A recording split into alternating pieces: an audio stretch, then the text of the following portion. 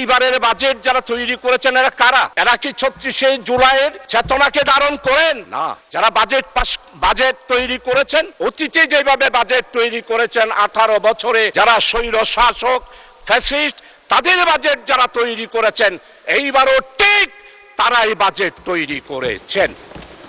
আপনারা যদি আমাকে বলেন কে কে সেই রকম, আমি অবশ্যই ধরিয়ে দিতে পারবো, কিন্তু মহান পার্লামেন্টে আমি তাদের নাম ধরতে চাই না।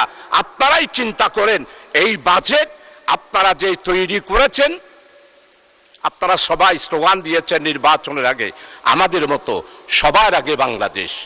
এইবারের বাজেটে সবার আগে বাংলাদেশের এই স্লোগানটি কি প্রতিফলিত হয়েছে?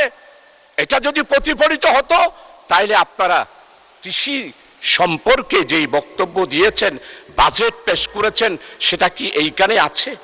আমাদের সম্মানিত কৃষি মন্ত্রী জনাব মাওলানা মতিউর রহমান নিজামী বাংলাদেশে 54 বছরে কৃষকদের জন্য মাওলানা মতিউর রহমান নিজামী মন্ত্রী হিসাবে যেই বিশাল পরিবর্তন করেছিল 4 দলীয় জোটের আমলে, সেটা 54 বছরের অন্য কোনো বাজেটে বা অন্য কোনো মন্ত্রী সেটা দেখাতে পারে নাই। সেটা কেমন? মাননীয় স্পিকার, আমাদের মন্ত্রী 4 দলীয় জোটের আমলে যখন কৃষি মন্ত্রণালয়ের দায়িত্ব নিলেন,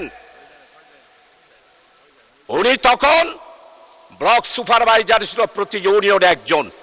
আমার মন্ত্রী, আমাদের নেতা শহীদ মাওলানা মতিউর রহমান নিজামী কৃষকদের কথা চিন্তা করে উনি প্রত্যেকটা ইউনিয়নে 9 জন করে প্রতি ওয়ার্ড ভিত্তিক একজন ব্লক সুপারভাইজার দিয়ে কৃষকের মধ্যে বিশাল একটি বিপ্লব এনেছিলেন।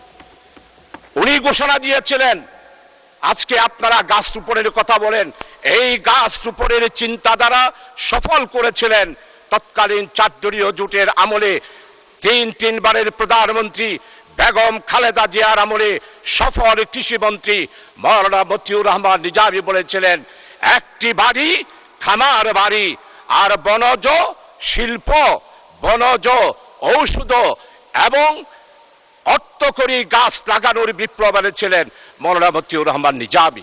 কিন্তু আমরা এবারের বাজেটে কি দেখি? কৃষকদেরকে অবহেলা করা হয়েছে।